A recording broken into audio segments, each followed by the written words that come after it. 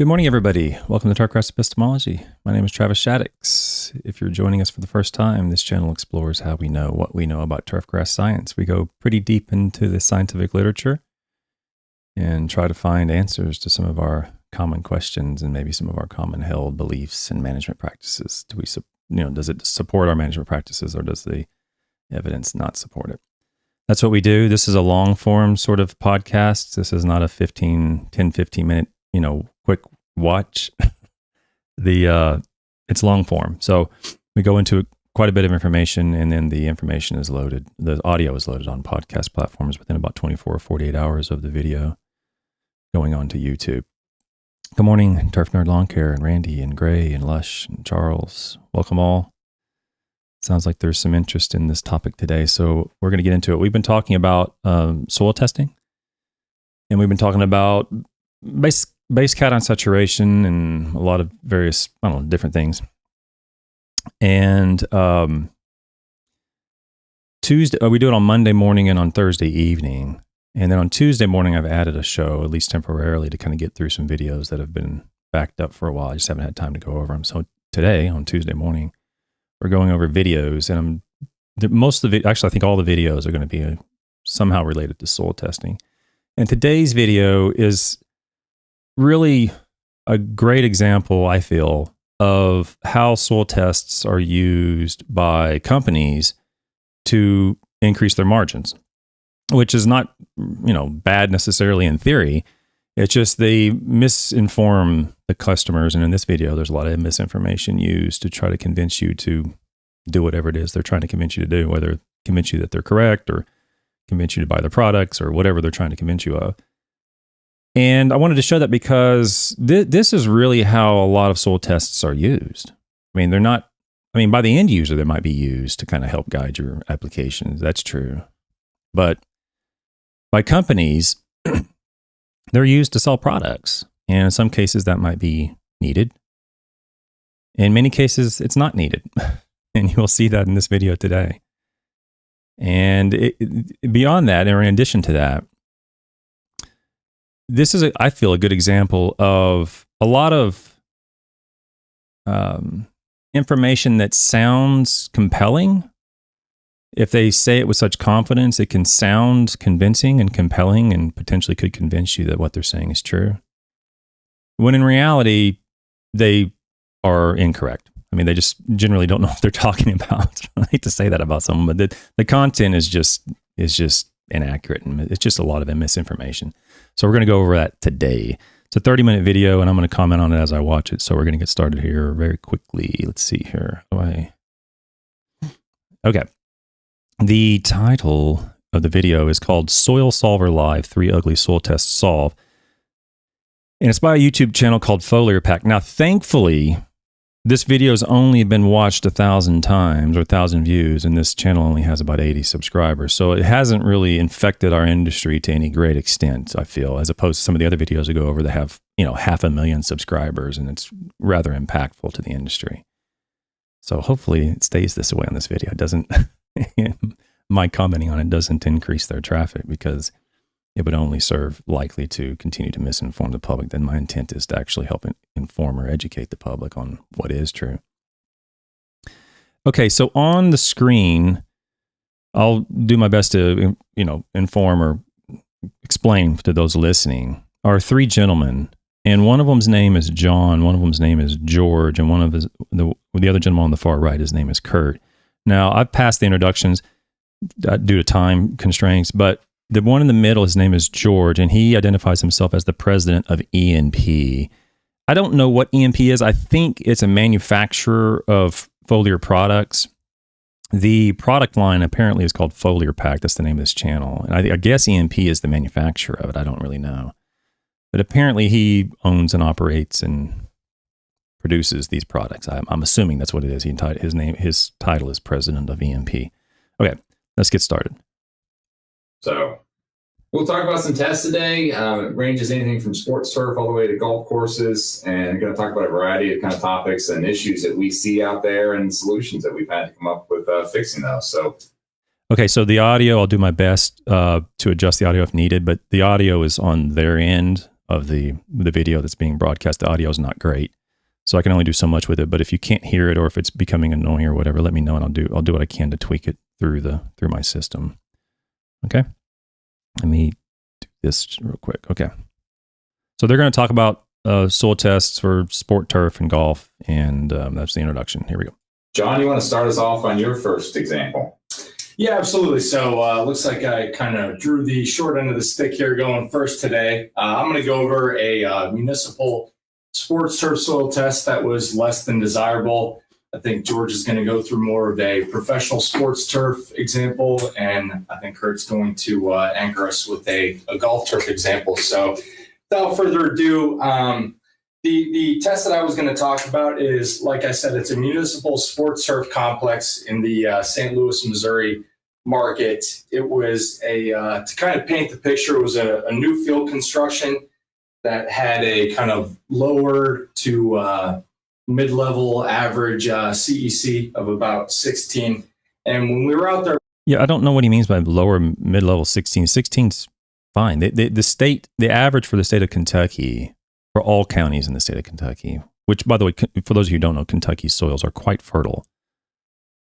The average, according to the soil testing lab at the University of Kentucky's database, is around 16, 15, 16. Very fertile, very effective, and good CC. I don't know what he means by low. I don't know what would his definition be of high. I don't know, but 16, 15 is not a concern in terms of nutritional retention. Should be fine. Pulling the test, first got out there, noticed a lot of bare spots, some from being newly seeded, but also some from what was perceived to be compaction. So kind of first thoughts were, wonder if this is going to be a little high in magnesium, and we'll kind of touch on that a little later on. But as we were kind of putting the probe into the soil, it was so hard that we could not get in at all. I noticed the sprinkler heads were marked. Thought maybe those had a little excessive moisture, and kind of had to go around where the sprinkler heads were to actually get the soil probe to penetrate. So he's doing what you should do. He's starting this off the way I would start off, and that is go look at the turf. I don't really care to look at any soil test numbers unless I know what the turf looks like first, and he's doing that. He's saying the turf had some bare spots, didn't look acceptable. But then he meanders into soil compaction.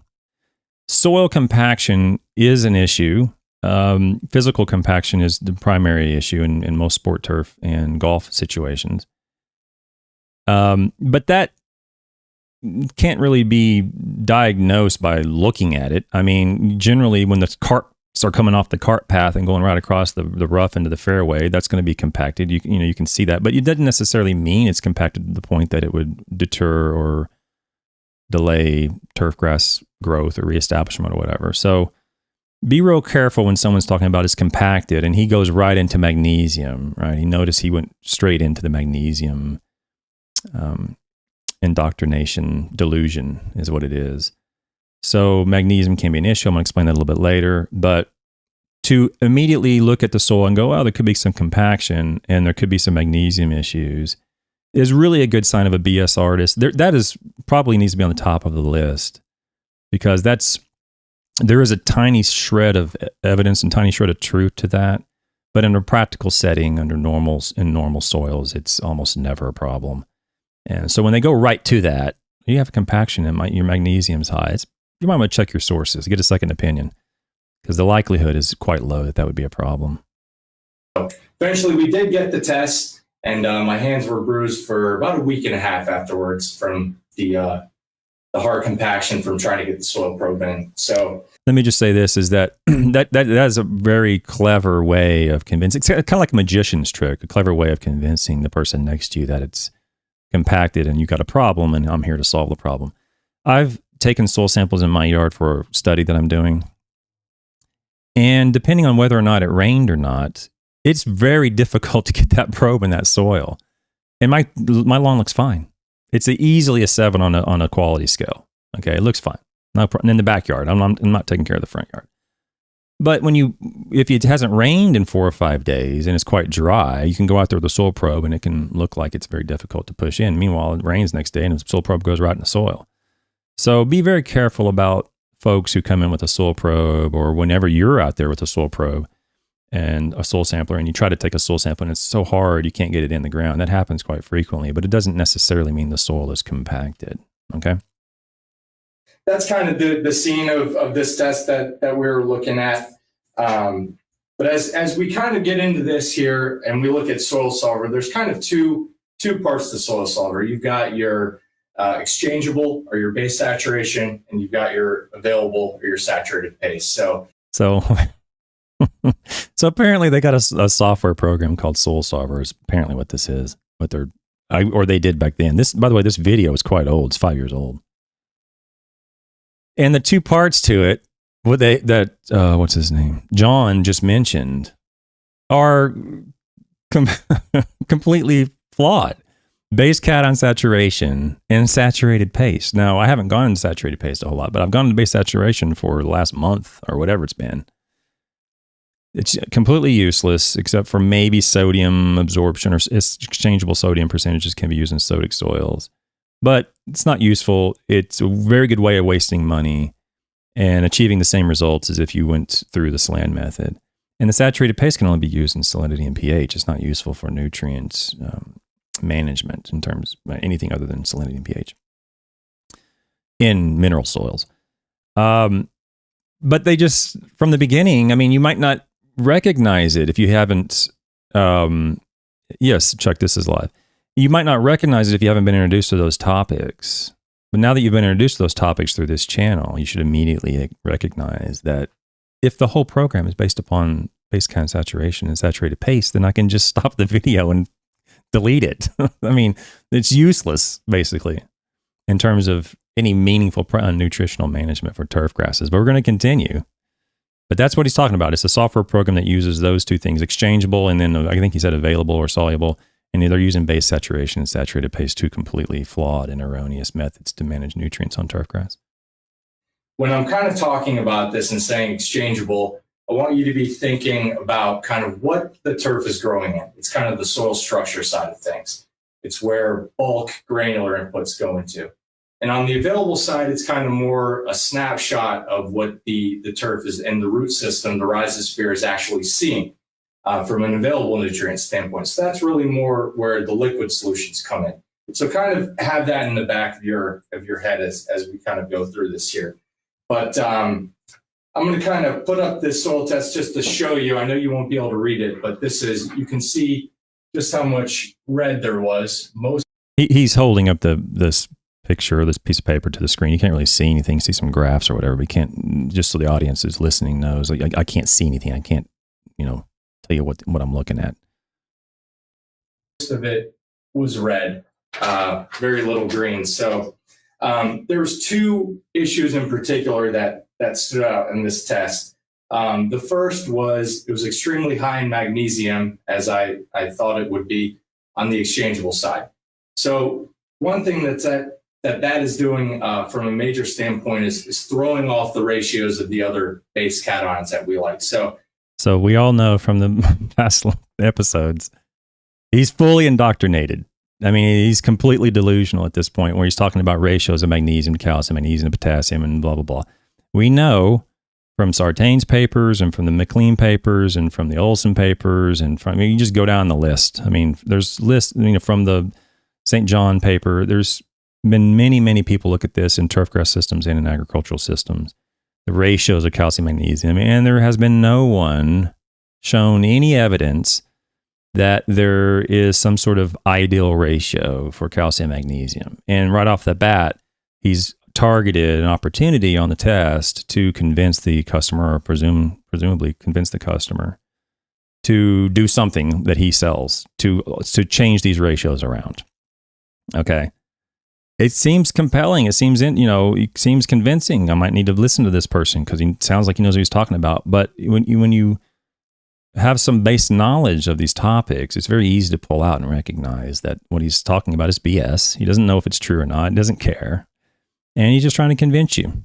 Okay, so when it comes to ratios of calcium, magnesium, and all these other things, potassium, all these other ratios, it is erroneous. It's flawed. And if they ever pull up a paper that says, oh, well, here you go, Dr. Shaddox, there's a paper here that shows there's a value to it or whatever. I'll show you 10 that showed it didn't.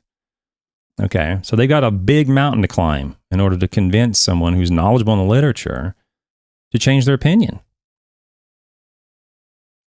I like to talk about this like the three bears in the porch. So if we look at the four base cations, we take away sodium, we've got calcium, magnesium, and potassium.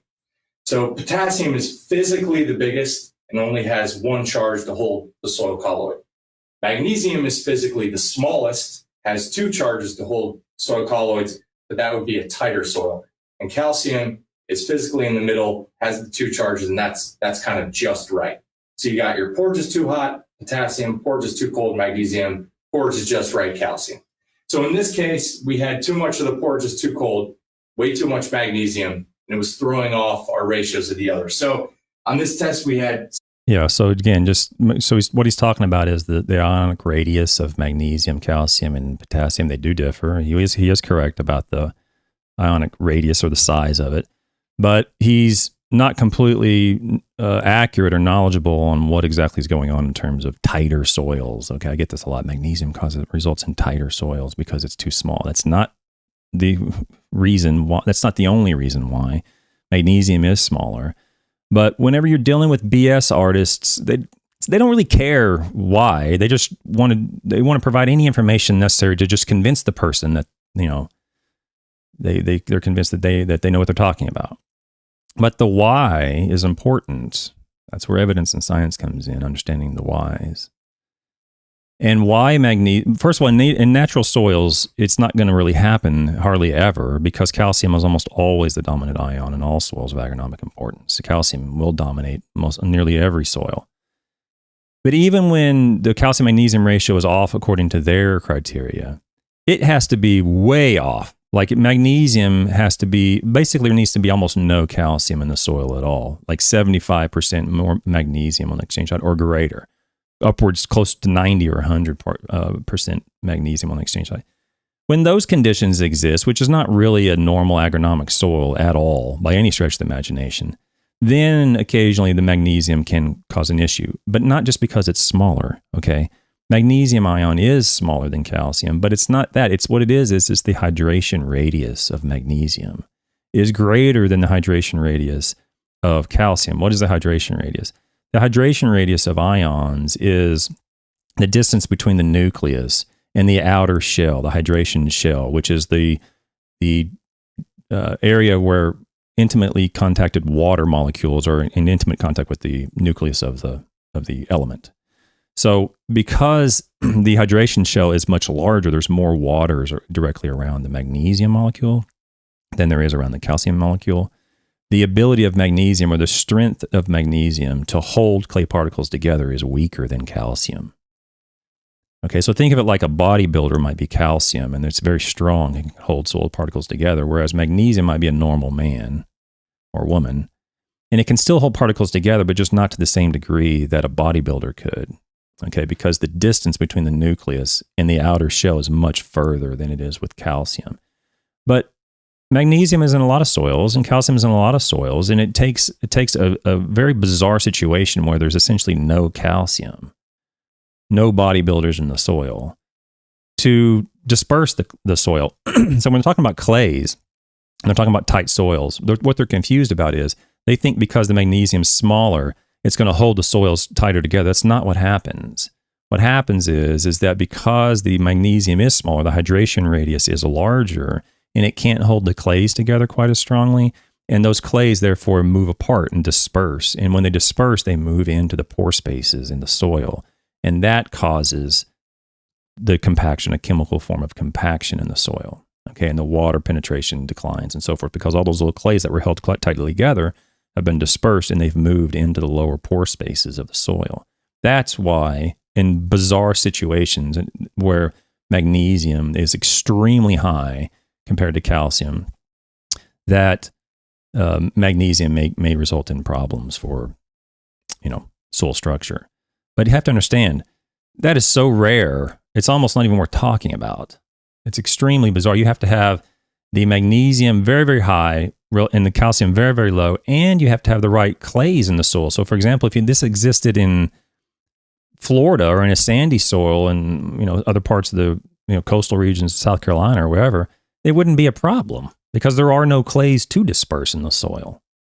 So you have to have the right recipe, exact right recipe, before excessive magnesium would ever result in some sort of problem in the soil.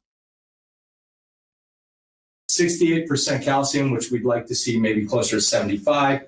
We had 26% magnesium, where we'd like it to be closer to like a 15. And we had 1.8% potassium, where we'd like to see like a 5 to 8. So in this scenario, it was really the magnesium causing some tightness issues. Yeah, this is all delusional, just so we're clear. And I've shown, like I said, if you're concerned or you're interested in the evidence that why I have this opinion, just go back and look at the last 3 or 4 or 5 episodes I've gone over.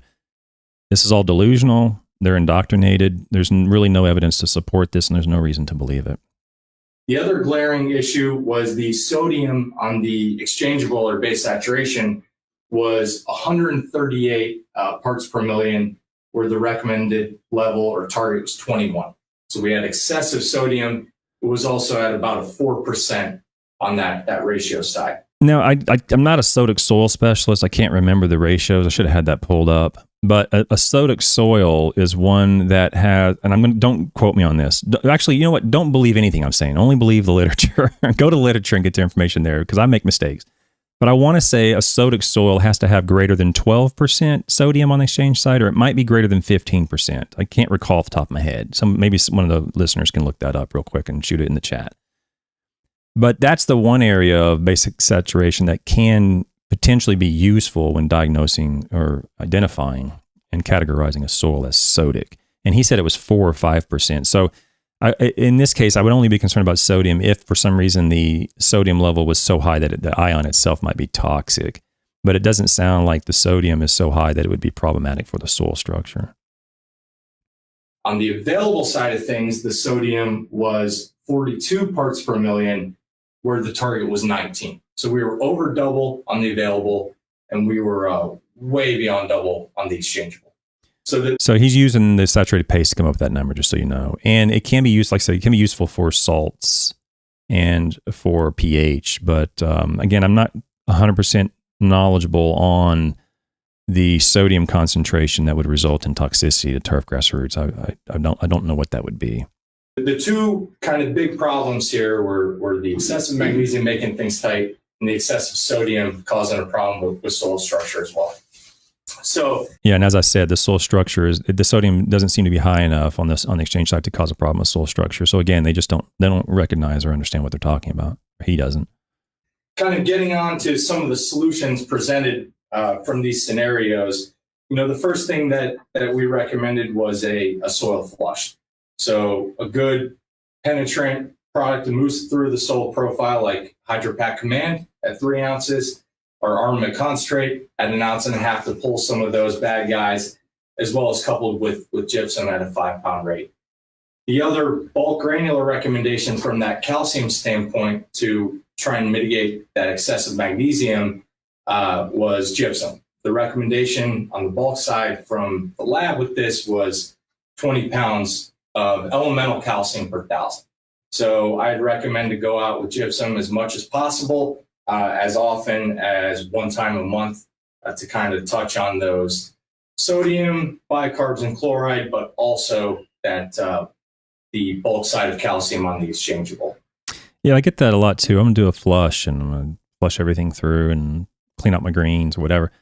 Well, what happens to normal soils? I mean, normal soils that are full of all sorts of stuff. I mean, they grow turf fine. They grow grass fine. Now, but people see responses to flushing stuff through. They throw out a bunch of calcium and all this other stuff, wetting agents, and they flush everything through, kind of hit and reset. Okay, fine. But how do you know when you throw all this stuff out there, what actually resulted in the turfgrass response? When you're putting out wetting agents and water on a putting green and suddenly you see a response, maybe it was just the water problem. But in addition to that, you threw in all this other stuff, and it's easy to become convinced that I need to apply gypsum every year and do a flush. I need to apply whatever he said, armament, all this other hocus pocus magical stuff. And That must have caused it. Well, when you're throwing 10 things at it, including water, you're very likely to see a beneficial response if your turf grass is not acceptable on a putting green. But how do you know what caused it? You wouldn't know when you do all this stuff. So those were kind of the two recommendations to mitigate those two problems. From there, we also recommended a good balanced NPK, a granular fertilizer of a 25-3-10 with armament, alternated with a Healthy Grow 8-3-5 with armament, because it was also low in organic matter. Again, that Healthy Grow has some natural calcium for egg-laying chickens. It also has some iron as well. So this soil test had a lot of red. We were trying to hit a lot of boxes with a couple of products here. Then on the liquid side of things, that available side, we recommended Growin, which is a nice 6-way compound. Okay, I'm just going to skip through. I mean, I don't have sometimes I get some comments that, oh, Shaddox is whatever, anti whatever. No, I'm not. I mean, he wants to sell his products. Go sell your products. But I have the right to come in and comment on it. You want to sell your product, sell your product. But to sell it based on a soil test in this particular setting is highly questionable, to say the least. But this is how the soil tests are used. You're generally not going to go out and buy shoes if you have good shoes. You don't have a problem. You don't have a problem with no shoes, so why would you go buy one? You don't have a problem with a leak in your roof, so why would you replace your roof? So they have to create a problem first so that they can sell you the solution. Okay, now he started off the right way. The turf looked bad, right? Had bare turf or whatever. And he went straight to magnesium compaction and base cation saturation as the solution. That's not the solution. Okay, if you throw all this stuff at it and you see a response, I don't doubt you'd see a response. The question is, what exactly in there resulted in the response? Because the chances that it came from a base cation saturation recommendation are almost zero. Okay, you either applied water or you applied some component in the hierarchy of plant, risks that was deficient or was lacking, or you alleviated a toxicity or something: water, light, temperature, damage, and then soil. So I just wanted to show that as a means to, this is how they're used. It means to explain how this is how soil tests are used. Now I'm going to skip ahead to the next gentleman. I believe the next gentleman is George. I'm not sure exactly when it starts. Let me do my best to kind of start it back where I think it is. And the solutions that we presented. Yeah, perfect. Well, thanks, John. Thanks for that. It's amazing how, you look at the ratios of the nutrients, how one nutrient being very high can cause a cascading effect. One nutrient being overapplied can cause a deficiency, but it has nothing to do with the ratios. That's what they can't seem to grasp. If I go out there, or you go out there, and you throw out copious amounts of potassium in the fall because you think fall applied potassium is going to winterize your turf and whatever else, if you applied calcium chloride, there, in cases where the potassium might have been deficient, you would have alleviated the potassium deficiency. But in cases where potassium wasn't deficient, you might throw off everything else. You might, you might create a magnesium deficiency because through mass action, all the potassium is in the soil now, and the root only has access to a limited amount of magnesium because there's so much potassium in the soil at this point. But it doesn't have to do with the ratio. It has to do with simply the amount that's in there. It's the amount that's the issue. But they just can't seem to get around it. Because why? If you look at a soil test, and you look at the SLAN method, and it says you have X amount of extractable potassium in there, let's call it 100 parts per million potassium, then there is no good reason to apply potassium. But through the saturated paste extract and through base cation saturation, they might find a data point on one of those tests that could convince you to buy potassium from them. That's why. That's why they're trying to find anything in that soil test, even if it's erroneous, even if it's BS, to convince you to buy the product. And at the end of the day, that's what it's about. Okay, so that's what we have to do, is we have to be informed and knowledgeable on these issues, or otherwise we're going to take advantage of. Juice in the soil, absolutely. Certainly compaction when you have a lot of high magnesium, right? No, not right. Wrong. Okay, unless you have 100% magnesium or 90% magnesium, and you have the correct clays in the soil to be dispersed. In those situations, the risk is very, very high that magnesium could result in a soil structural degradation issue. But it is exceedingly rare. Okay, so don't be convinced by that bad argument. So if you're just joining us, we're going over 3 ugly soil tests today that we've identified in Soil Solver. John talked about number 1, sports turf place over there in Missouri. And I'm going to get on the second one. It's another sports turf place. And this is a little bit different story. So where John was really hurting with a bunch of nutrients and especially magnesium being out of whack. This one here, when you look at the pH, which is 7.5, that's a little high. We like to see it at 7 or lower. CECs at 15.8, so similar CECs. Organic matter is a little low based off of that. The EC, the overall electroconductivity, which is the amount of minerals that's in solution, is high. It's 1.2. We like to see it less than 1. And so, well, you can like to see a lot of things. I mean, I'd like to see all this BS removed from YouTube, but that's not going to happen. Okay. So what he's talking about is a couple of things. Let me hit on it real quick. The electrical conductivity, he didn't use the units, but I'm assuming he's talking the right units. And 1.2 is, he's saying I'd like to see it lower. 1.2 can be moving into the risk zone for some types of turf grass. It depends on the turf grass. I don't know what turf grass, I can't remember what he said. But I don't generally get overly concerned about diagnosing problems until you get above like 2, something like that. Then you can say, okay, that's very likely that there is salt in your soil is resulting in some sort of burn or dehydration of the plant. However, I'm working on a publication right now where the EC was around 1.5, 1.2 under some treatments. And there were cases where that EC did result in a problem for the turf.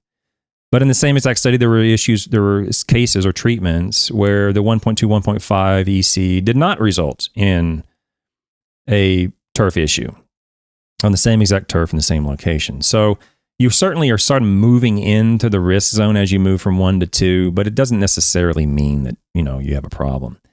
And let me just also mention that I'm going to give him this guy's name is George. I'm going to give George the benefit of the doubt that he looked at the turf and it was bad. The first gentleman, John, he started off very good saying the turf was unacceptable. That's what we want to talk about. And George didn't do that, but let's assume that the turf didn't look acceptable. Because if the turf looked acceptable and he's going out there and soil testing and look at all these numbers, then we got a major problem. But let's assume it did look bad. But be sure to do that first before you start trying to diagnose issues on a soil test. Because if the turf looks good and you don't have any pre-existing conditions that you're trying to keep track of, then I'm not really worried about soil test numbers. Let me answer a few questions because my brain is I'm starting to get depressed even watching this video. Let me take a question. Yes, Chuck, it's live. Bad Day 24, good to see you. And then Turf Nerd says, what exactly is armament? I don't know the chemical composition of armament, and I know the marketing behind it. The marketing is that it will somehow result in nutrients that were previously unavailable in the soil, or they use the term locked up or tied up. It'll result in those nutrients becoming available to the plant. Okay. I have no idea what the product is. I don't know how they claim that it works, but what I do know is that I'm not aware of any evidence to support that claim on their product called armament, and therefore I have no reason to believe it. And I thank you for asking that, Turf Nerd, because that's a perfect example of I don't know. I don't know what it is or whether or not it actually performs any claim or anything that they say it does.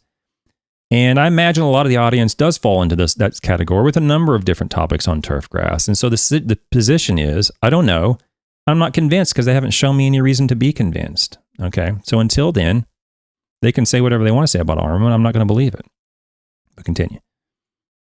For me, when I look at this test and I look at what's going on with this sports turf complex, that's a high EC, and we need to figure out why. So a little background on this site, though. This is a practice field for a professional football team, and they were a couple weeks out before the football team was going to start practicing on it. They needed to look really good and be able to withstand a lot of wear and tear. And when I looked at it on the exchangeable side, nothing's really out of whack. You got a little bit of low K, a little bit of low P, but nothing too crazy. Your sodium's a little bit high, but it's not, again, not crazy. So, that type of thing can be addressed with some NPK granulars. You would want to probably supplement a little bit of magnesium on this site because it's actually a little low. So there are some granular magnesium products out there that you can use. But when we look at the available... Okay, real quick on magnesium. I've done some work with magnesium. I may have gone over it on the channel. I don't even know. On low magnesium soils, on turf grasses, on warm season turf grasses, on low magnesium soils. And if you use magnesium sulfate and see a response, the chances are that it's probably from sulfate, not magnesium. Okay. So in order to actually determine that, you'd have to use a non-sulfate form of magnesium, like magnesium chloride or something along those lines. However, having said that, we, at least at this point, on low magnesium soils in warm season turf grasses, it's extremely rare to see a turf grass response to applied magnesium. Very, very rare. And the reason for that is magnesium remains soluble in many, many soils. It doesn't form oxide form, it doesn't oxidize like iron would or manganese would. It will oxidize under certain conditions, clearly. But under the normal aerated soils that we deal with, magnesium will remain soluble, and the turf has access to whatever it needs. So adding more magnesium, even in quote-unquote low magnesium soils, we haven't seen a response to it very frequently at all. Okay. So I wouldn't go down the road of magnesium is the center ion in the chlorophyll molecule, and that's the reason it's a greening element. Wouldn't go down those roads with much confidence. Side, we start thinking about, man, why is the EC, that high, what we're dealing with? You start looking at bicarbonates and you start looking at chlorides, and all of a sudden you realize bicarbonates are a little bit high on this test. We target's probably 106. We won't want it higher than that. It's 114. So that's not terrible. But chlorides are... BS artists loves bicarbonates. They love going down the bicarbonate road. If they're looking for problems in a situation where I don't even know what the turf looks like. I mean, the turf probably looks fine. It's a NFL practice facility and it hasn't been used yet, apparently, according to him. So it probably looks fine. But let's assume it didn't look fine. The likelihood that it doesn't look fine because of bicarbonates is, again, extremely low. It's probably water or light or temperature, the time of the year, or damage from insects or physical damage from carts or cleats or whatever.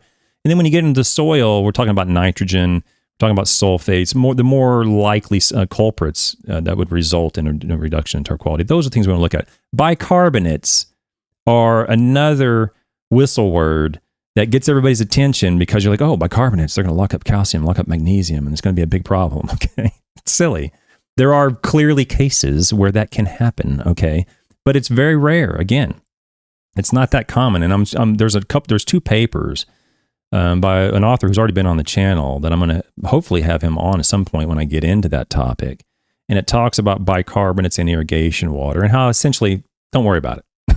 That's basically the conclusion of both his papers. So I'm going to try to have him back on to talk about that. But BS artists love bicarbonates. When they're looking for problems, they don't see any problems. Oh, bicarbonates. There you go. That'll do it. That'll convince them. Love that. 257 when they should have been more around 80 parts per million. So you got a lot of chlorides there, which is kind of a little bit of good news because chlorides have a negative charge, can be flushed out of the soil profile fairly easily. The problem and catch here is that their well water that they were on, they're not running a very deep well, certainly had a lot of chlorides in the water. Chlorides are a major problem for some crops, such as tobacco. So if those are people who might be thinking, oh, he's talking about chlorides, when is chlorides a problem? It's not really a problem hardly at all for any turf grasses. Very rare that chloride would be a toxic problem for turf grasses. Could be, not saying it's not, but it's rare. But for other plants, it's extremely toxic. For example, tobacco. That's the reason there's a maximum chlorine requirement on fertilizer tags.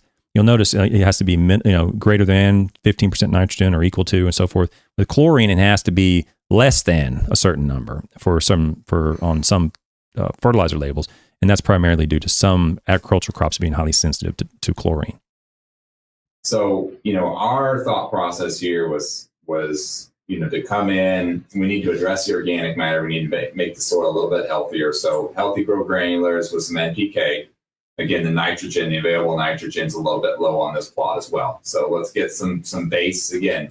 I don't know where they get available nitrogen from. I guess they're doing it from a saturated paste. I'm not sure where they get available N numbers from on a soil test. I wouldn't have much confidence in that unless you have some evidence to support it. And there is a little bit on ion exchange membranes on nitrates in cool season grasses. So there's a little bit there. We're starting to crack open that shell a little bit, but certainly not to the degree that I would have great confidence in going out and saying your nitrates or ammonium or total N should be X. Okay. Get the exchangeable, get your nitrogen levels in the soil, get some healthy grow out there to build up the organic matter in the soil. And then come in with a nice penetrant. Our recommendations are HydroPack Command, but certainly there's a lot of other penetrants you could use.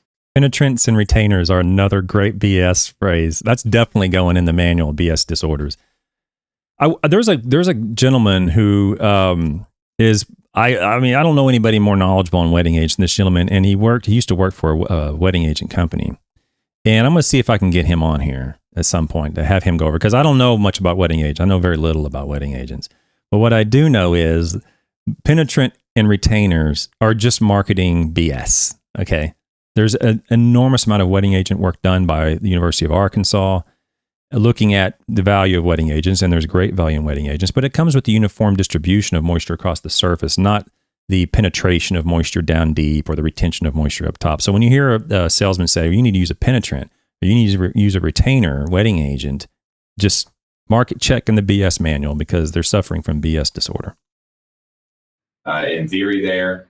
And then over the top, really, you've got a lot of what I call osmotic stress here, where if your electrical conductivity is higher in the soil, you're going to start having osmotic stress where that water literally gets pulled out of the cell and into the soil, right? So where is your... That's true. That can happen. That's exactly what happens, is that when the EC is so high in the soil from salts, the burn of a plant, assuming that's not on the leaf, it's actually applied to the soil, that lowers, he's dead on, he's exactly correct, it lowers the osmotic potential, the water potential in the soil, and it starts to retain more moisture in the soil, preventing the water from going into the plant. That's actually correct. Concentration of minerals higher within the cell or outside of the cell. And so this is, in situations like this, I really like to lean on some of our amino acid formulations. Oh, yeah. Amino acids are another good one. Well, I might be here for 3 hours today going over this 30-minute video. Amino acids are fantastic. They love, BSRs love amino acids.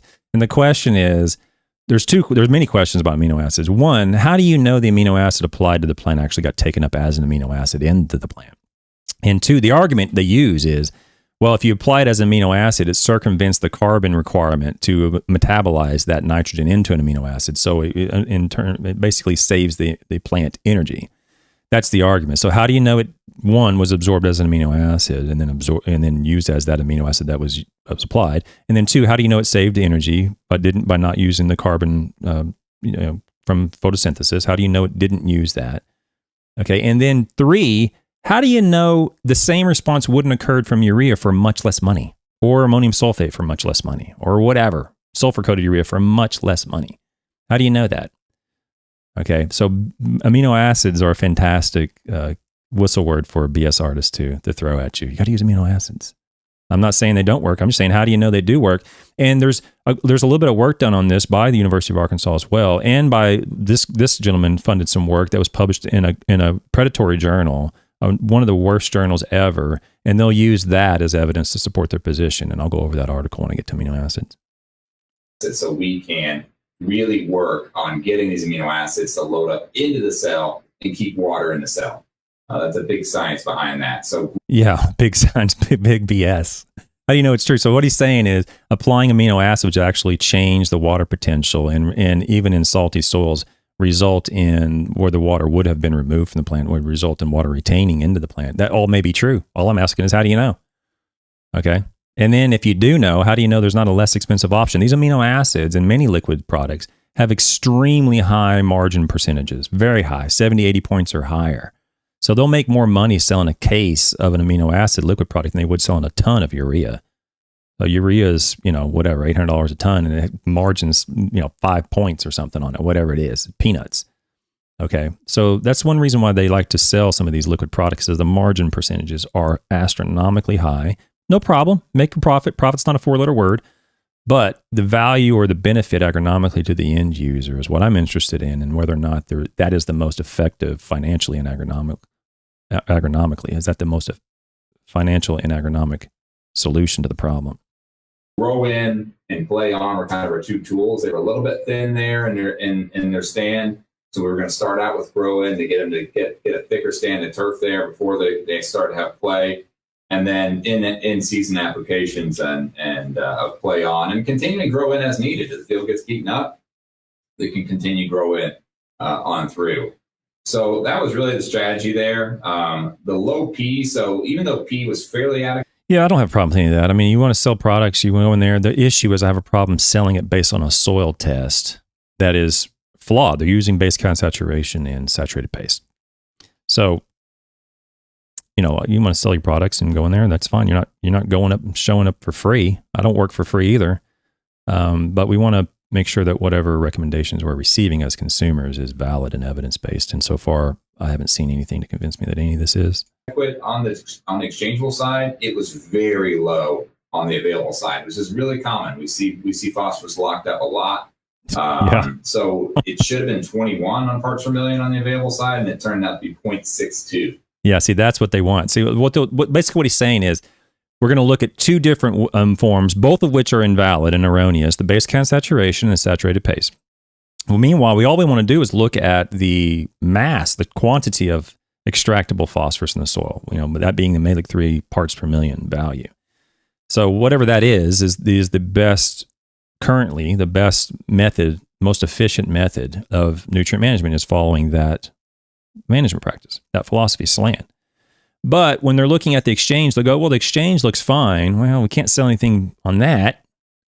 Well, let's look at the available. They're calling it available. I don't know how they determine that that's available, but they're saying available is really, really low. So that's the hook we're going to use to convince them to use our products. Okay, now the parts per million wasn't good, and we're not going to convince them that. The exchangeable, that looks okay too. Oh, saturated paste, it's very, very low. Well, saturated paste is always going to be very, very low. Okay, it's always very low compared. It has to be very low compared to exchangeable and everything else. So, you know, understand that the thought process. We're going from evidence, SLAN, to BS, base count saturation. And if that doesn't work, we're going to even further BS, a saturated paste. So another great thing about Grow In, it's got a full biological content in it. It also has a lot of armament in it, which is going to work into that soil and is really going to help make nutrients like phosphorus more available. Yeah, so that's the armament question that Turf Nerd had earlier. What is it? They claim it makes nutrients more available. If I had a nickel for every time I've heard a company say that, you got to apply this to make the nutrients more available or to unlock our nutrients or whatever. That has to go on the top of the list in the manual for BS disorder. I'm not saying it doesn't happen. I'm not saying it doesn't work. I'm just saying I'm not convinced that it does work because I haven't seen any evidence to show me that it does work. Just because you say it doesn't make it true. Oh, good morning, Henry D. Thank you for the compliment. I appreciate you being here.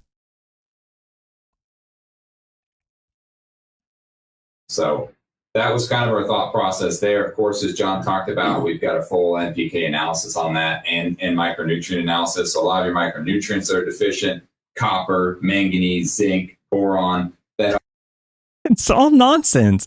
Copper, manganese, zinc, and boron. The best of my knowledge, there's only been one test study ever published on boron with turfgrass, and it was in a greenhouse study. I think there was actually a response, I can't remember. I haven't read that study in a while. But the author basically said in a greenhouse study, perhaps, but in a practical setting, it's highly unlikely that you'd ever need a boron application. Okay? But again, yeah, potassium's fine, phosphorus is fine. Well, let's look at the micronutrients. Maybe we can sell them a micronutrient package. All gets covered with Grow In as well as a little bit of nitrogen and phosphorus and potassium.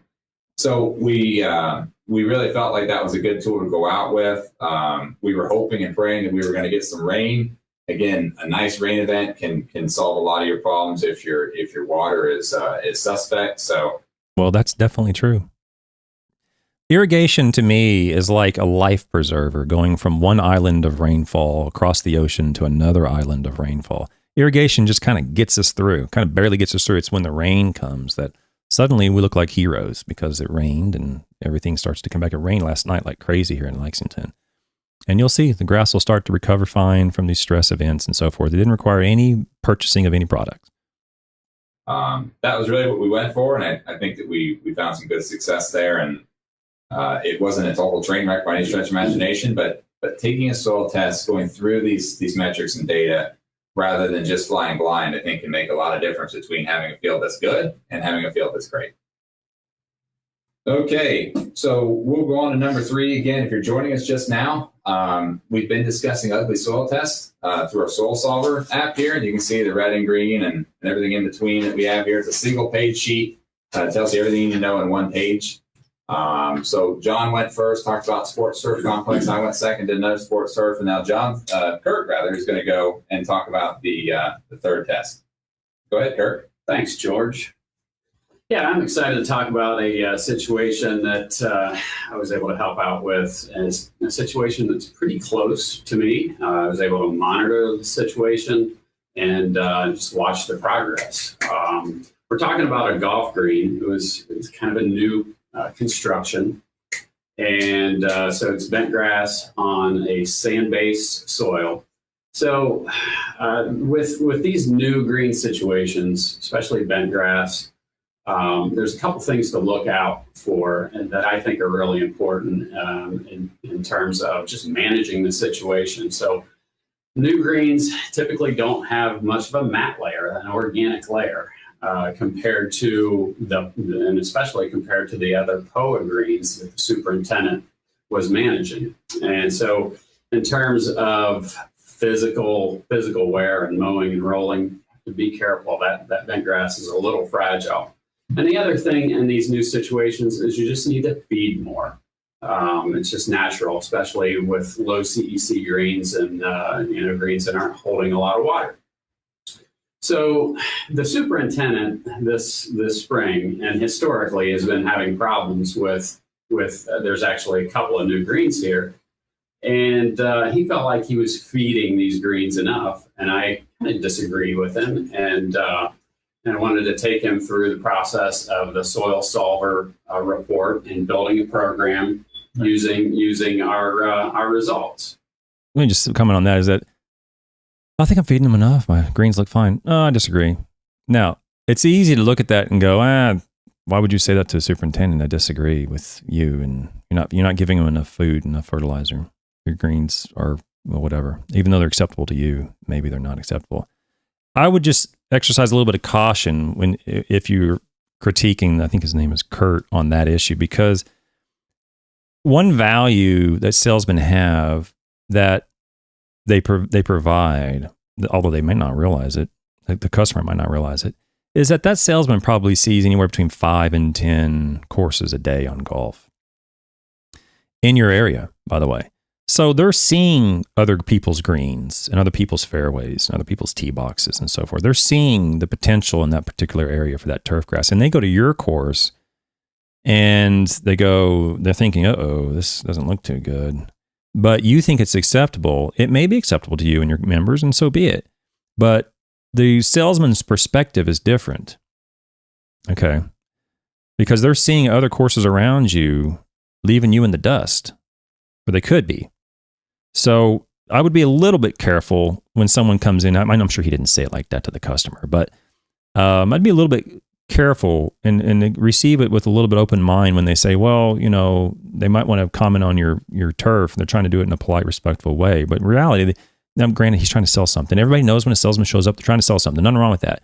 But in some cases, they may be actually trying to help you by maybe politely letting you know that, these greens aren't quite to their potential because he just left 3 other courses where they're rolling 14, looking like an 8 or 9 on a quality scale. And he comes in here and you're rolling 10 or 11 and it doesn't look that good. So how do you tell a customer that their baby's ugly without ticking them off? So I would just be a little bit careful when salesmen come in and tell you that, because they may be trying to help you. That can be very valuable. And then also making some adjustments on what he was doing with these greens from a cultural standpoint, mowing, rolling, those things. So June 7th, we got our soil solver report back. And the first thing I'm going to look at when I take a look at one of these reports is pH and bicarbonates. So our Again with the bicarbonates. Someone show me. Post it send me an email, John, George, or Kurt. Show me where there's something in the literature that says that the soil bicarbonate level, if it's above a certain number on this turf grass, well, I guess in his case he's talking about bent greens, is a risk for turf performance. Just show me. I'm not saying it's not. I'm just saying I'm not convinced. On a putting green? Come on. pH is high, and as mentioned, we can have a lockup of nutrients due to high pH. Bicarbonates are high. Certainly have a lockup of nutrients there. And then again, the sodium and chlorides in this situation are high. And all these things. I wouldn't get too worried about pH on a putting green for many reasons, but methodologically, the pH of sand, and he said this was a sand-based putting green. When you're doing the pH of a sand-based putting green, it's really the pH of the water that you're doing the measurement in, because it's such a small amount. And the sand settles to the bottom of the beaker, and you're just measuring the water usually. So I wouldn't get overly concerned about the pH of a putting green, because a putting green is not soil. It's a root zone. It's designed for a specific purpose. I mean, I wouldn't want to have pH of 3 or 4 in a putting green. I don't know if that ever happened. I guess it could. I wouldn't want to be above, the 8s, but I wouldn't be overly concerned about pHs of a putting green, just because methodologically I'm not convinced that it's that comparable to natural pH readings. Things are going to result in a situation where we're tying up nutrients.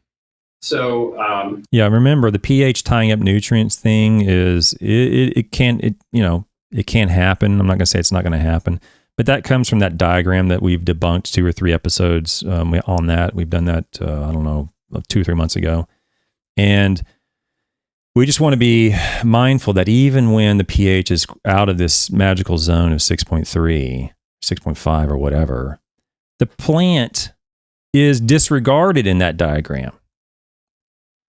The plant has evolved in such a manner that it will absorb nutrients at a wide variety of pHs, because it'll exude, there's 2 strategies, exude either hydrogen protons and lower the pH in the rhizosphere, the area around the root, to solubilize the nutrients, or it'll exude natural chelates called phytosiderophores and have a natural chelation event or dynamic that results in that element becoming more available, or more easily taken up.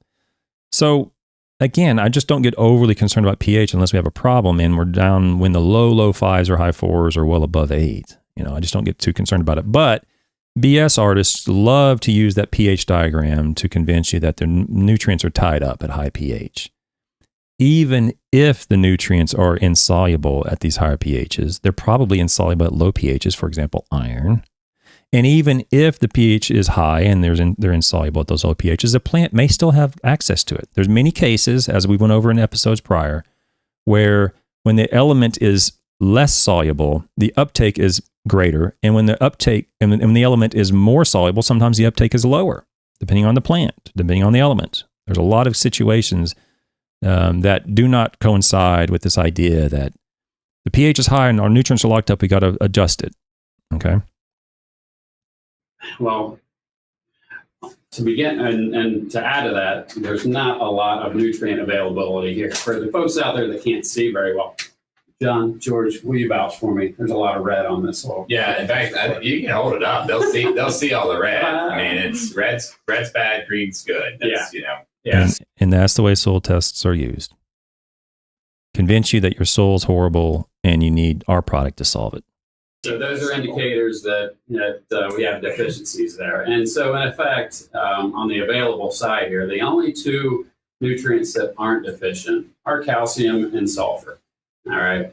So you've got an idea of what's going on here. Here's the solution that we put in place. First, see, there you go. We want to flush the gunk out of there. All right. We want to get rid of the bicarbs and the sodium and the chlorides. And we're going to do that with command. The superintendent had command on the shelf. And so we put an app of gypsum down, put command out, flush things. So we flush the gunk out of there. So now the applications that we make here are going to be much more available. How do you know? I mean, again, when you flush this stuff out, how did you know the actual process of adding water didn't solve your problem? Maybe the turfgrass was deficient in moisture. Maybe the turfgrass had maybe the soil was high in salts, and moving those salts down through solved the problem. And it wasn't a nutrient deficiency. It was a salt problem. There's all sorts of things that can be beneficial through, quote unquote, flushing your greens that can be beneficial, but it might not necessarily be what he's saying is beneficial. We got to flush all this gunk out of here. And then we're going to apply nutrients. What happens if you would flush it out of there and then just continue your normal program and not change anything, not buy any of these products? That would be an interesting control treatment. All right.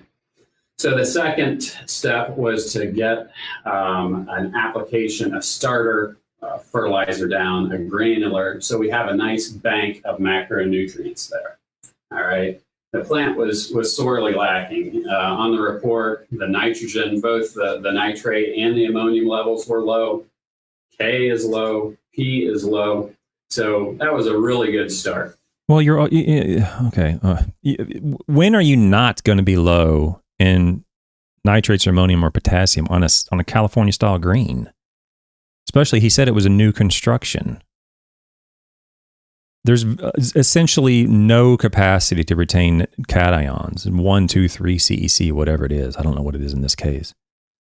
But you have almost no capacity to retain cations, except for actually in the soil solution itself holding it up.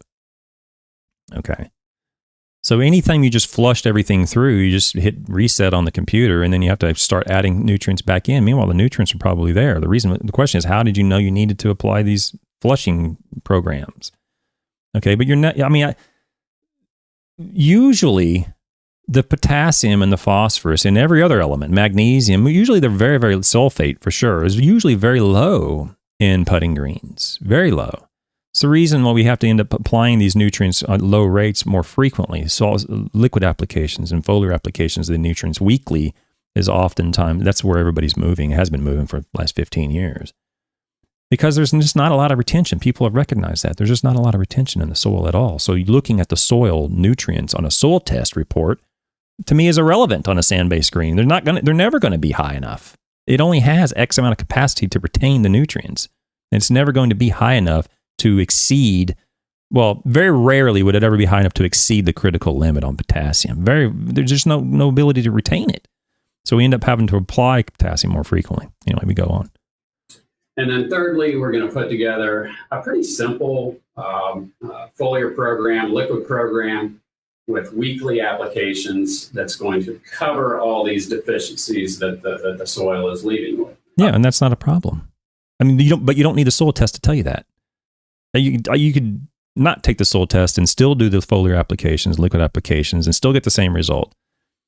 Years ago, we used to use micro size particles like SGN, like 70 or less, tiny particles.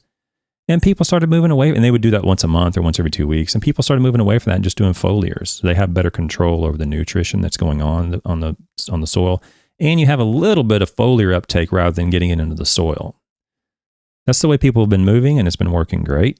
There's a little bit more accuracy and precision with those nutrient applications, and that's what he's saying. But you don't need a soil test to tell you that. Soil test is going to be low. That's what. All right. So we went with an 11011 to supply the N and the K and a nice amino acid load.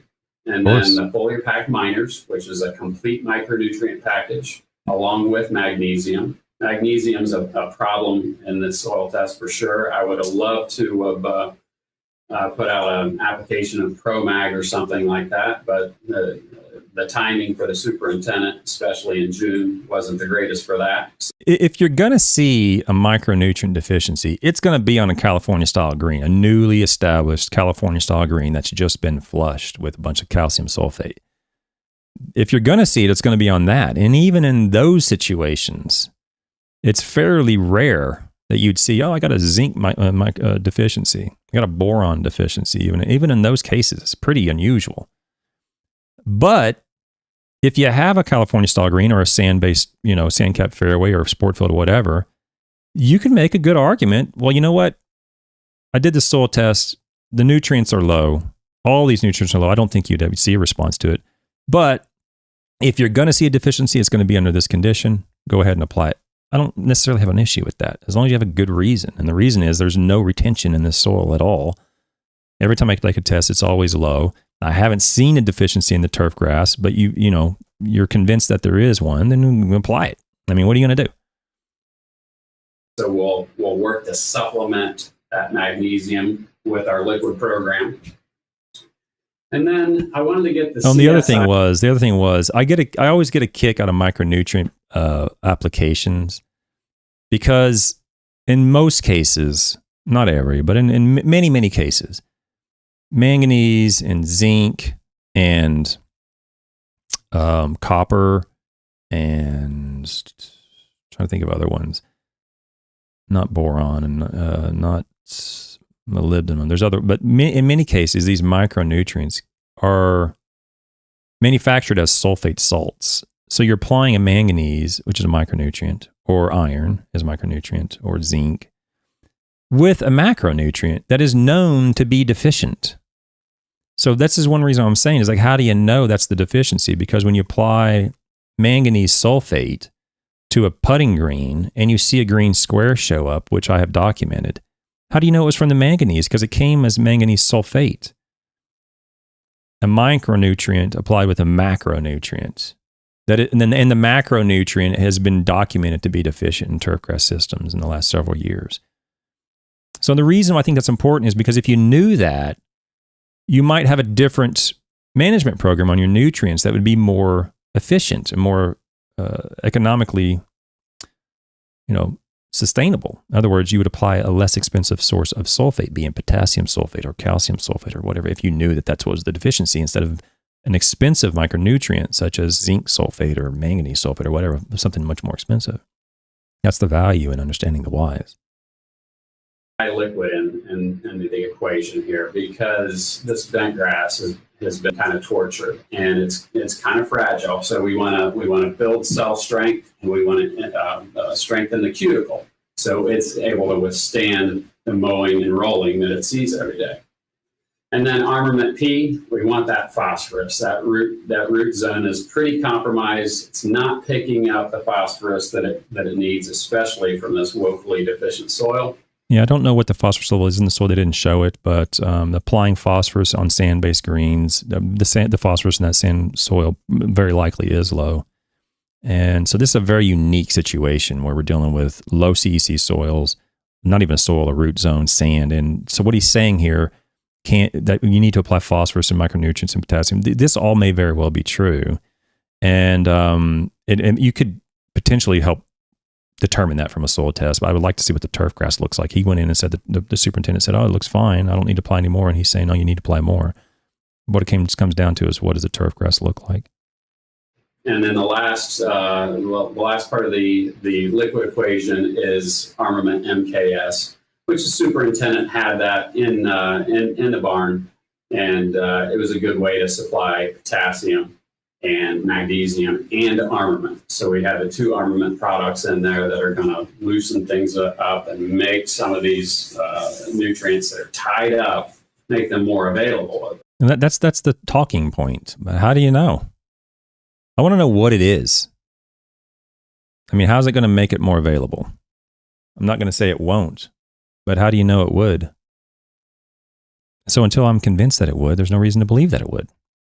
For time, okay. So that's our plan, and I've got to say that it worked very, very well. The before and after pictures from and the progress made happened very quickly, and we also backed this up with a follow-up soil test. So we did another soil test about 6 weeks later.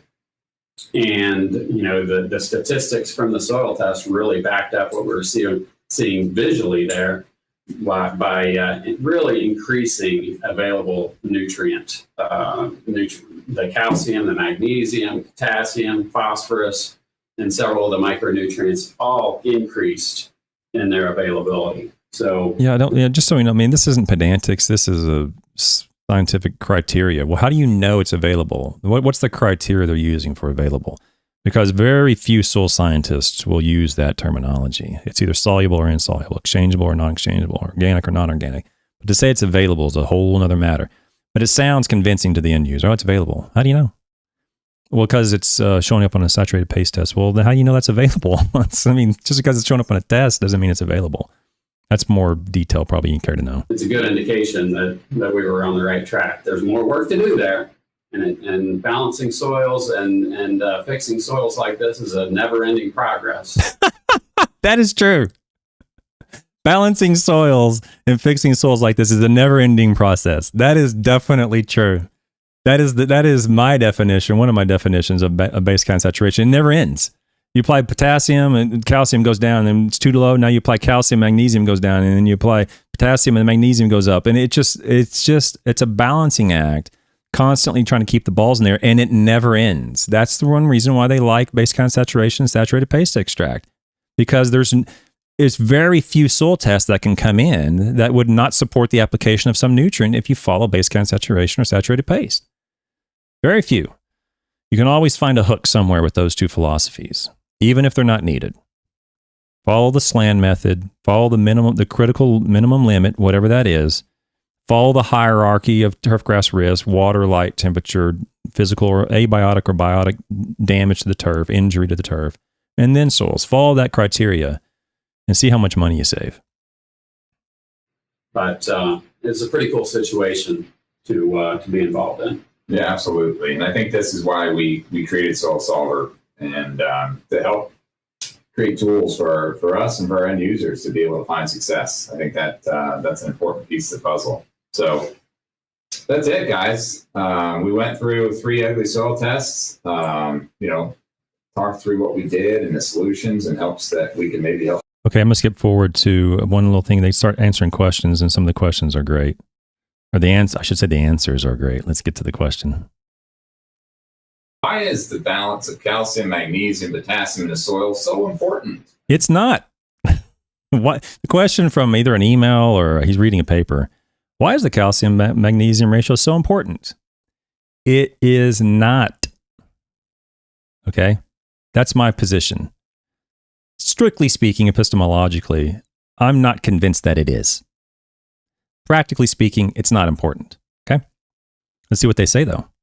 John kind of covered that, but go over it again in case people came in late. Or it's kind of using I call it using the chemistry of those elements to affect the physics of the soil. So it really comes down to space in between the soil colloids. So calcium and magnesium each have a double positive charge. True. Okay, soil has a net negative charge. True. Opposites attract. Mm-hmm. So both calcium and magnesium can each, where my arm's on here, they can each hold a soil colloid each, right?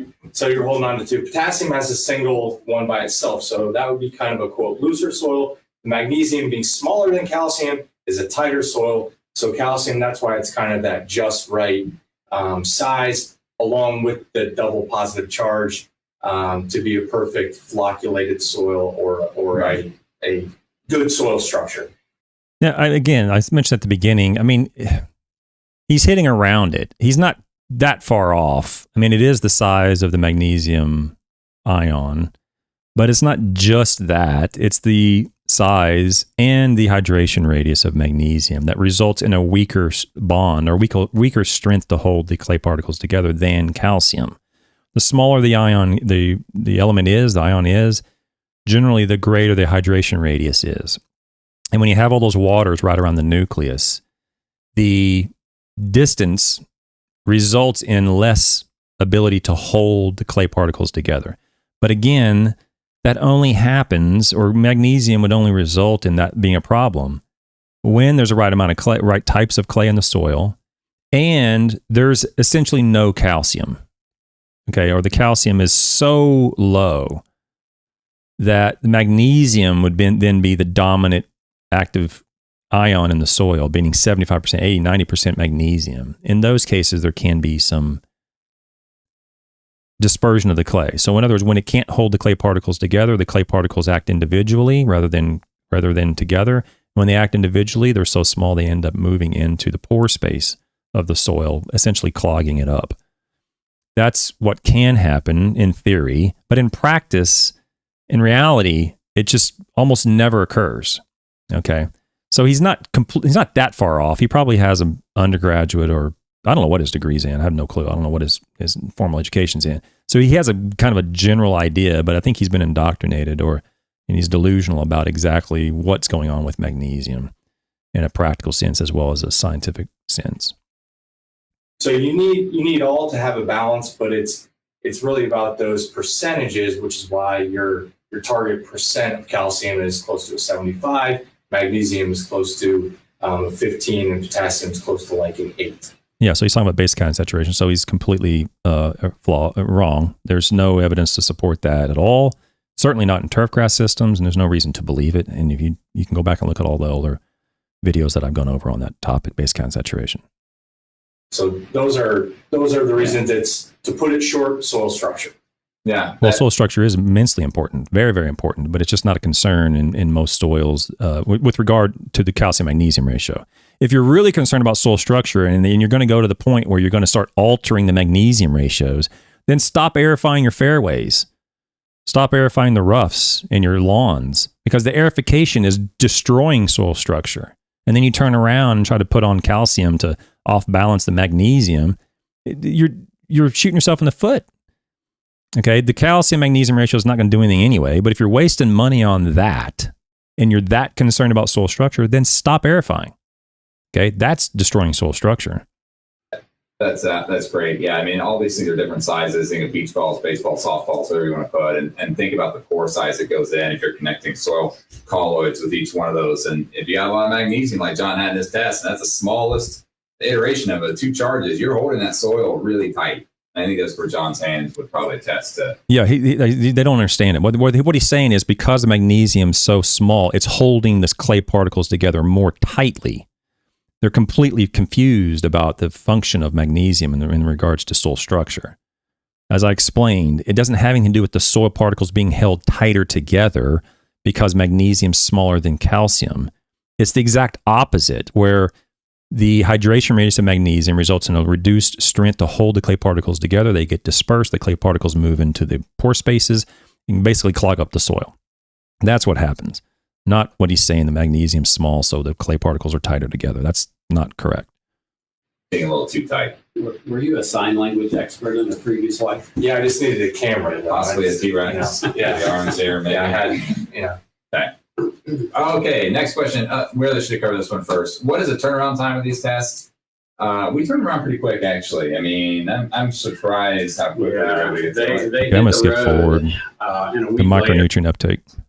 Yeah, so basically, when it comes to low pH soils, you want to be worried about micronutrient uptake, as in too much of it, right? So pH is all about that concentration of your negatively charged hydroxide ions and your positively charged hydrogen ions, right?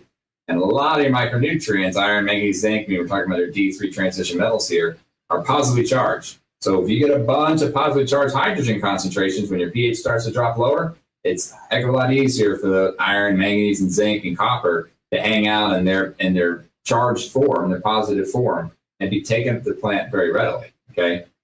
There are some plants in the world that are genetically engineered. Okay, so what he's saying is the concern is about low pH soils and micronutrient availability. And he's absolutely correct about this component. So congratulations, they got something right. At low pH soils, particularly below 4. When I say low, I'm talking like 4-ish. Well, you can even below 5, but certainly at 4, aluminum, iron, and manganese all become a great, great concern to plant production and performance, turfgrass quality. Because at that pH, then you're dealing with micronutrients that are very likely at toxic levels. They're going to be more soluble at that lower pH. And as a result, the plant's going to possibly be exposed to greater concentrations in the rhizosphere, resulting in root dieback and death, basically.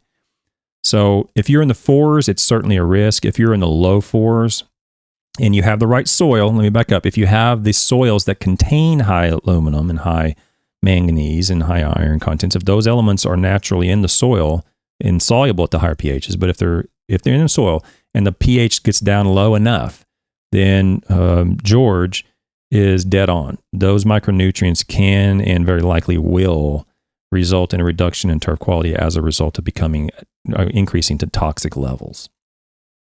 Program to grow in low pH soils, and they actually release hydroxide ions at their roots. Okay, turf is probably mostly the opposite direction, where they're engineered to grow in higher pH soils and can actively release chelating agents that grab all of those metals. Yeah, so he's basically correct about that. I talked about that earlier, where it either releases hydrogen ions or chelation, natural chelates, to absorb nutrients that would otherwise be insoluble at the given pH. Growing turf in low pH situations, though, usually you're going to be worried about metal toxicities. True. Okay. I had a test come back last year, growing on an old quarry where the pH was around 5, and they were actually getting copper toxicities. So tissue testing can solve that out. Doing a paste extract in your soil solver and to look at your available nutrients can help you kind of figure out if you got a lot of those things hanging out in the soil. But that's metal toxicities. And not only just metal toxicities, nitrogen, phosphorus, potassium, all those become less available as your pH starts to drop. So we see on soil tests after we potassium, not so much. Potassium is not affected by pH, but nitrogen is, the mineralization of nitrogen generally is greatest around 7, and it becomes lower as the pH drops as a result of reduction in microbial activity at those lower pHs. So what he's saying is basically correct, but I don't know about the copper toxicity. I mean, you don't have to do a saturated paste to determine copper toxicity. If you just do a normal Mehlich 3, see what the copper levels are, and you'll have a general idea. I don't know what the copper level should be on a Mehlich 3 test, but you should have a general idea if it's skyrocketed through. If he's on an old quarry and the copper's, hundreds of parts per million, then you got a problem. But certainly he's right about these micronutrient toxicities at these lower pHs. That's a concern that you should be also concerned about, but only in soils that have those. For example, what I mean by that is, if you're in, I use Florida because that's where I'm from. If you're in Florida, you're not going to have a copper toxicity because there's not really any copper in the soil. You're not going to have a high manganese levels in the soil, so I'm not worried about manganese toxicities when you get down into the 4s. And I'm talking in a big broad brush across the state of Florida. You're generally not going to have those. But if you're down in Australia and you have certain soils that have very high manganese and very high iron already, or copper or whatever, then in those soils and the pH goes down, then you have the risk factors exist such that you could result in these micronutrient toxicities. Come across a pH that's low, we lime it, we follow up with a soil test after that, we see the availability on the available side with P and K and N shoot up dramatically when that happens. So this is why we generally say, hey, you want to be between 6.5 to 7, somewhere around there, maybe 6, because you've got a good availability of your micronutrients, and you also have a good availability of your boron, your nitrogen, your potassium, your calcium, your magnesium. All those availabilities start to creep up when you get in that 6.5, 7, 7.5 range. So okay, that's basically where I'm going to end. And what he's saying is, I'm not going to disagree with it. I mean, if you're in that 6 to 7 range, you're going to have a large percentage of your nutrients that you need to be soluble. Okay. But even if they're not soluble, as I mentioned, the plant is more than capable of taking up these nutrients at pH ranges outside of that zone or that range. Okay. There may be plants that grow best below 6, and there may be plants that grow best above 7. But in general, the 6 to 7 range is fine. I'm just not overly concerned about it unless you get way down in the low 5s or high 4s or way up in the high 7s or low 8s. Then I start worrying about it, particularly if the turf grass doesn't look that good for the reasons that I mentioned. Appreciate the compliment again, Henry D. I'm not sure what I did to deserve your gratitude, but I'm grateful. Thanks for being here, Internet Surfer. Thank you for your compliment as well. I'll take all the compliments I can get because Lord knows I get a lot of negative feedback on this channel. So I appreciate everybody being here. I'm going to be back on Thursday night. We're going to go over a Turfgrass article on calcium magnesium ratios to further reinforce or further communicate the evidence on this particular issue in the world of turfgrass. Okay, guys and gals, appreciate it. Have a good day. Have a good week. I'll see you all on Thursday night. See ya.